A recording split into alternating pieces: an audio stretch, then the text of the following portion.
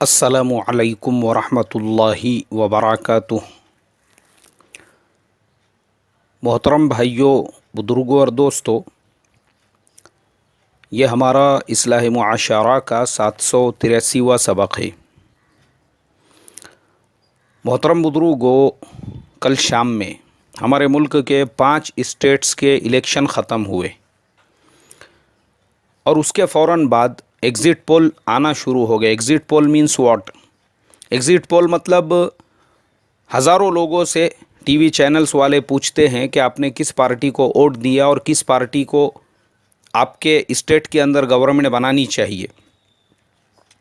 उसके बेस के ऊपर वो लोग एक फिगर, एक आंकड़ा इकट्ठा करते हैं और फिर उसको अपने चैनल्स के ऊपर दिखाते हैं, इसी तरीके से न्यूज़पेपर वाले, ताकि लोगों को ये पहले से पता चल सके कि उनके स्टेट में किसकी गवर्नमेंट बनने वाली है। अब वो तो अल्लाह तबारक व ताला ही फ़ैसला करने वाले हैं, लेकिन सबब के दर्जे में ज़ाहिरी तौर पर हमको जो एग्ज़िट पोल नज़र आ रहे हैं उसके एतबार से मध्य प्रदेश में कांग्रेस, राजस्थान में कांग्रेस, छत्तीसगढ़ में कांग्रेस और मिज़ोरम में वहाँ की कोई लोकल पार्टी है। इसी तरीके से तेलंगाना में TRS, तेलंगाना राष्ट्रीय समिति।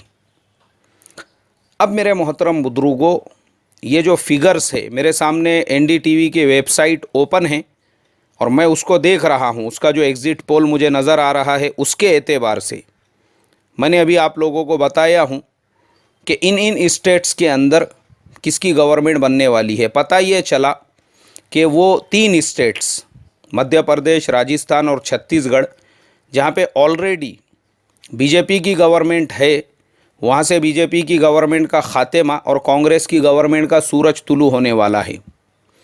तेलंगाना के अंदर लोगों ने दोबारा KCR के चंद्रशेखर राव को मुख्यमंत्री बनाने का फ़ैसला किया और मिज़ोरम के अंदर तो खैर वहाँ की कोई लोकल पार्टी है। मुझे आज के सबक में मेरे मोहतरम बुज़ुर्गों इसको एनालिसिस करना है और मुझे उम्मीद है मेरा सबक जब तक आपकी खिदमत में पहुँचेगा उस वक्त तक शायद रिज़ल्ट आपके नज़रों के सामने आ भी चुके होंगे, चूँकि मैं ये सबक आज सैटरडे मॉर्निंग में रिकॉर्ड कर रहा हूँ और ये मुझे लगता मंडे को आप लोगों को मिल रहा है। तो खैर, आज जो सिचुएशन और कंडीशन मेरी नज़रों के सामने है मैं उसको थोड़ा एनालिसिस करता हूँ कि लोगों ने जिन स्टेट्स में 10 साल 15 साल से बीजेपी की गवर्नमेंट्स थी वहाँ पे बीजेपी को छोड़कर कांग्रेस का हाथ क्यों थामा है, उसका क्या रीज़न है। ये कुछ बातें हैं मेरे मोहतरम बुज़ुर्गों। वहाँ पे भले कांग्रेस की गवर्नमेंट बने ना बने, लेकिन मुकाबला टक्कर का होने वाला है। ये सिचुएशन क्यों पैदा हुई, आज मैं उसी को एनालिसिस करूँगा। सबसे पहली चीज़, हमारे मुल्क में ये मंदिर मस्जिद का जो मुद्दा है मेरे मोहतरम बुज़ुर्गों, ये एक जहर की गोली है, ये एक नशे की गोली है, नशे की। लोगों को इसके ज़रिए से एक तो हलाक किया जाता है या दूसरे उनको बेहोश बना के रखा जाता है। आपको पता है ऐसे बहुत सारे मुल्क, जिन मुल्कों के अंदर वहाँ की गवर्नमेंटों को जब ये लगता है कि हमारे मुल्क में शायद लोग मिल के बगावत कर देंगे, तो वहाँ की ख़ुद गवर्नमेंट वहाँ के लोगों को नशे का आदी बना देती है, नशेड़ी बना देती है। तो वहाँ के नौजवान वो 24 घंटे नशे में लगे हुए होते हैं और उस नशे की वजह से उनको ये होश ही नहीं रहता कि हमारे मुल्क के बेसिक प्रॉब्लम्स क्या है, और जो बगावत और जो सत्ता पलट की जो चीज़ें रहती है वो अपनी जगह पे दब के रह जाती। ये एकदम स्लो पॉइज़न की तरह से काम करता है और इसकी वजह से उनके सारे प्रॉब्लम्स सॉल्व हो जाते हैं। उनको लाठी चार्ज की ज़रूरत नहीं पड़ती, उनको लड़ाई झगड़ा नहीं करना पड़ता, पैसा खर्च नहीं, बस नौजवानों को नशे का आदी बनाओ और हमेशा इनको बेहोश रखो। हमारे मुल्क के अंदर ये मंदिर मस्जिद का मुद्दा और हिंदू मुसलमान और इंडिया पाकिस्तान, ये कुछ ऐसे बेसिक मुद्दे हैं जिन मुद्दों की बुनियाद पर इस मुल्क में पिछले 70 से 71 साल से जो पॉलिटिक्स चलते आ रहा है वो भांडवल है। यानी जैसे सामान्य तिजारत होता है, उसको मराठी में भांडवल कहते हैं, वो सामान्य तिजारत है हमारे पॉलिटिशियंस का, और वही हमारे मुल्क में होता आ रहा है। ना हमारे मुल्क से बेरोज़गारी ख़त्म हुई, ना गरीबी ख़त्म हुई, ना फाका कशी ख़त्म हुई, ना डेवलपमेंट के अंदर हम लोग मलेशिया, इंडोनेशिया, हमारे से पीछे, हमारे बाद आज़ाद होने वाले कोरिया, साउथ कोरिया, हमारे से पिछड़ा हुआ मुल्क चाइना जिसको हम लोग अनाज भेजा करते थे, आज ये सब दुनिया के टॉप के मुमालिक बन चुके हैं। पूरी दुनिया यहाँ पे जाना चाहती है। और हम आज भी क्यों पिछड़े हुए हैं कि पिछले 1 महीना पहले मध्य प्रदेश के अंदर कुछ नौजवानों को दरख्तों के पत्ते खाते हुए पकड़ा गया। क्यों? रोटी नहीं है खाने के लिए, इसलिए दरख्तों के पत्ते खा रहे हैं। छत्तीसगढ़ के अंदर चूहे जंगलों से पकड़ पकड़ के वहाँ के आदिवासी खा रहे थे, और घास की रोटी, घास की रोटी। आप सोचो, हिंदुस्तान वो मुल्क है जहाँ पे इतना अनाज हर साल बर्बाद हो जाता है जितना ऑस्ट्रेलिया और न्यूजीलैंड मिलकर कंज्यूम करते हैं हर साल। मतलब जितना ऑस्ट्रेलिया और न्यूजीलैंड को साल भर में अनाज लगता है, उतना अनाज तो हिंदुस्तान में सड़ता है रेलवे प्लेटफॉर्म्स के ऊपर।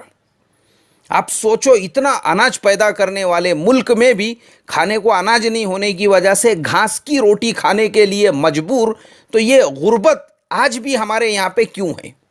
आपको मालूम है, ये हमारे से जो पिछड़े मुल्क है, मलेशिया, इंडोनेशिया, और हमारे से जो पिछड़े हुए मुल्क है साउथ कोरिया, नॉर्थ कोरिया और चाइना वगैरह वगैरह, जो हमसे पीछे थे आज़ादी के वक्त में, आपको पता है वहाँ की गुर्बत, वहाँ पे फाका कश तो आपको कोई भी नहीं मिलेगा।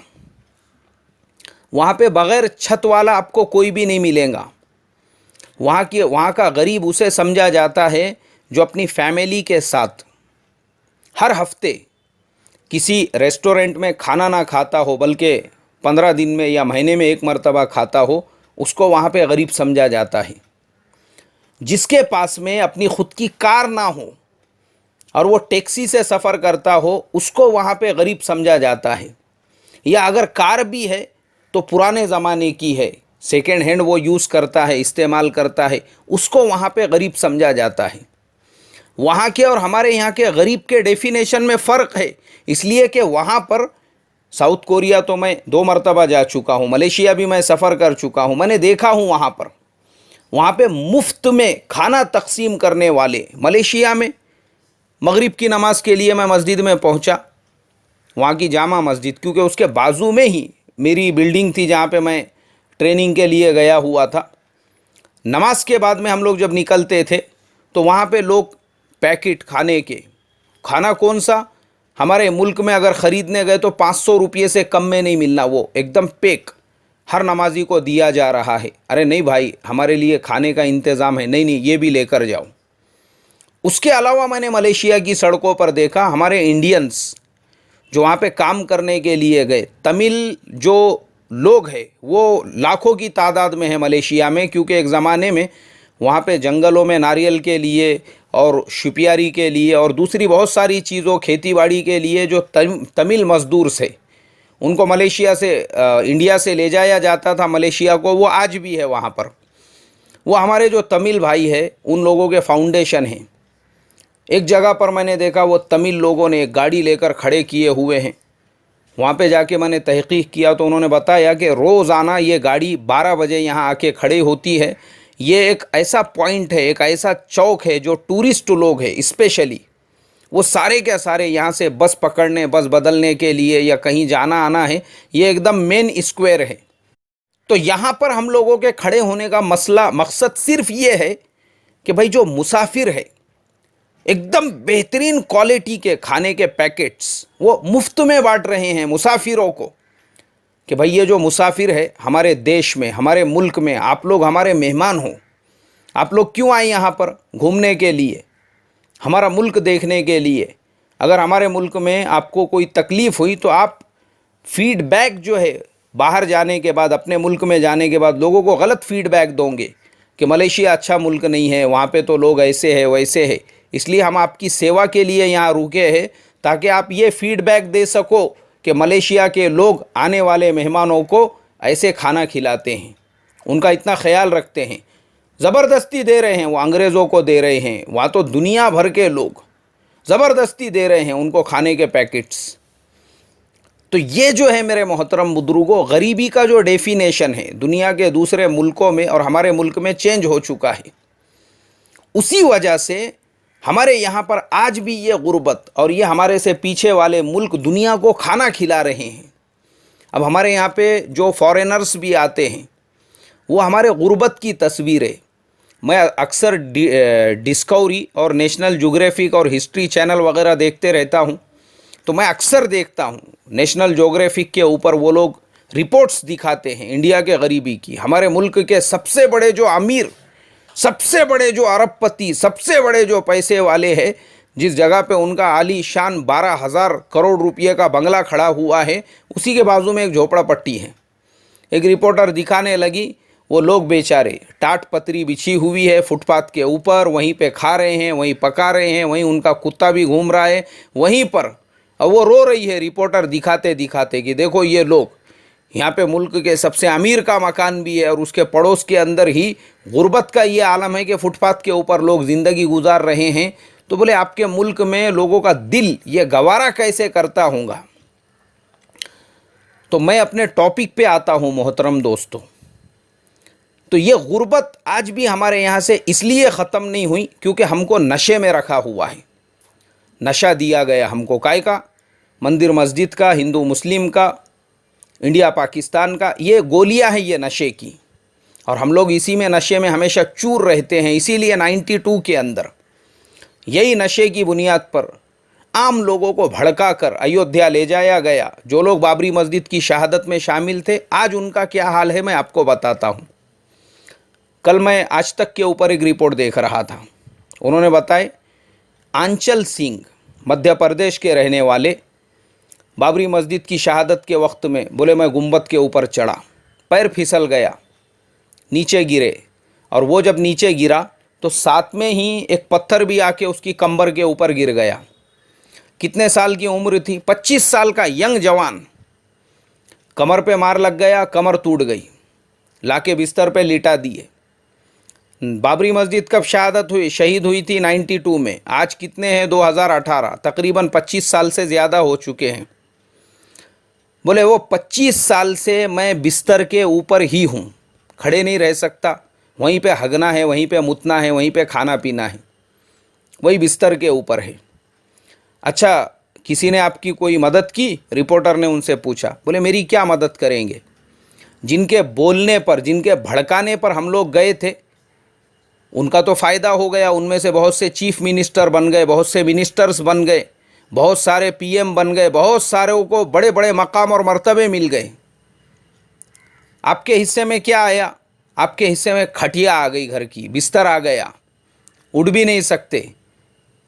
मेरी क्या मदद करेंगे? बोले आज तक पिछले 25 सालों में कोई मुझे देखने के लिए भी नहीं आया। ये जितने लोग जो पब्लिक को ये नशे की गोली पिलाते हैं मेरे मोहतरम दोस्तों, उनमें से किसी का एक का भी रिश्तेदार, किसी का एक का भी बेटा ये मंदिर मस्जिद की लड़ाई में रोड रास्तों पे नहीं आता। इनके बच्चे कैम्ब्रिज यूनिवर्सिटीज़ में, ऑक्सफोर्ड के अंदर, अमेरिका में, इंग्लैंड में, ऐसे मुल्कों के अंदर एकदम आराम से इत्मीनान से सेटल है। और हमारे जैसे गरीबों के बच्चों को ये नशे की गोली पिलाकर हमको रोडों पे, रास्तों पे लाया जाता। तो 92 का जो इंडियन था वो इनके भड़काने, इनके बहकाने में आ गया। तो आज भी ये लोग, आज मुझे आप बताइए, ये इलेक्शन के वक्त में मैंने कई मरतबा सोचा कि मैं सबक दूं, लेकिन मैं खामोश रहा। वजह ये थी कि मैं रोज़ाना जो बयान सुनता था, वो बयानों में मुल्क की तरक्की, स्टेट की तरक्की, और हम रोड अच्छे बनाएंगे, रास्ते अच्छे बनाएंगे, वो सब छोड़कर उसमें वही बातें, मंदिर की बातें, मस्जिद की बातें, उसके अंदर जो है धर्म की बातें, उसके अंदर ज़ात की बातें, मुस्लिम की बातें, यानी इसके अलावा ये किसी मुल्क के अंदर मुद्दा नहीं होता है इलेक्शन का। जो दुनिया के तरक्की याफ्ता मुल्क हैं वहाँ पे मुद्दे कैसे होते हैं? वहाँ पे न्यूक्लियर पावर का मुद्दा होता है, वहाँ पर मुल्क के बेरोज़गारी का एजेंडा होता है, वहाँ पर मुल्क के इंडस्ट्रीज़ को डेवलपमेंट करने के मुद्दे होते हैं। हमारे पड़ोस का चाइना है। अब चाइना के जो राष्ट्रपति है शी जिनपिंग, आप सोचो ना, वो इंसान अपने आप को उन्होंने लगा दिया मुल्क की तरक्की के लिए। मैंने आज तक उनकी ज़ुबान से कभी धर्म का लफ्ज़ नहीं सुना, हालांकि वो हर जगह पे जाते हैं, वो मस्जिदों के अंदर भी जाते हैं, वो वहाँ के उलामा इमामों से भी मिलते हैं। उन्होंने वहाँ के हर एयरपोर्ट के ऊपर मस्जिद बनाने का भी हुक्म दिया हुआ है। लेकिन अपने मुल्क को उन्होंने धर्म का जो भेदभाव है, आपको मालूम होना चाहिए, चाइना के अंदर हमारे मुल्क से ज़्यादा कबीले हैं, ख़ानदान हैं, बिरादरियां हैं। इतने 360 कबीले, पता नहीं अजीब अजीब वहाँ के भी कबीले, ख़ानदान, बिरादरियां हैं। लेकिन वहाँ पे ये चीज़ कभी ज़ुबान पे नहीं आती। ये लोगों का इंटरनल मसला है, लोगों का अपना घरेलू मसला होता है, लोग उसको घर के अंदर रखते, उसको माइक पे नहीं लाते। हमारे यहाँ पे ये सब चीज़ें माइक के ऊपर आती है। हमारे यहाँ पर ये सब चीज़ें जो है ना, वोट बैंक का ज़रिया है। तो 92 का हमारा जो हिंदुस्तानी था, वो बेचारा इनके भयकावे भड़कावे में आ गया। लेकिन आज का जो इंडियन है, ये डिजिटल हो चुका है। इसके पास में गूगल है, इसके पास में यूट्यूब है, इसके पास हर चीज़ का नॉलेज है, हर चीज़ का इन्फॉर्मेशन है। तो आज के जो हिंदुस्तानी है मेरे मोहतरम दोस्तों, कम से कम उनके अंदर इतनी समझ है कि क्या सही क्या गलत। इसीलिए आप देखेंगे कि 25 नवंबर को जो अयोध्या के अंदर इन्होंने एक महासभा बुलाई थी, उसमें लोग जाने को तैयार नहीं। मुश्किल से 5,000 से भी कम लोग जमा हुए, और जो जमा हुए उनको 1,000 500 रुपये मजदूरी देकर वहाँ पे बुलाना पड़ा। तो मुल्क ने ये जो इलेक्शन के रिज़ल्ट है, ये सारे रिज़ल्ट हम तमाम के लिए इस बात का पैगाम है कि मुल्क का जो नौजवान है, देश का जो यूथ है, उसको समझ में आ चुका है कि नशे की गोली पिला पिला कर इन्होंने हमको बेहोश रखा। हमको अब धर्म की राजनीति नहीं चाहिए, हमको तरक्की चाहिए, हमको जॉब्स चाहिए, हमारे बच्चों के लिए अच्छे स्कूल चाहिए, हमको एजुकेशन चाहिए, हमको अच्छे अच्छे हॉस्पिटल्स चाहिए। आप देखो ये सारे स्टेट्स में एम्स के कितने हॉस्पिटल्स है, कुछ भी नहीं है। इस वजह से मेरे मोहतरम दोस्तों, मुल्क के यूथ ने, मुल्क के हिंदुस्तानी ने इन सारी पार्टियों को बाहर कर दिया।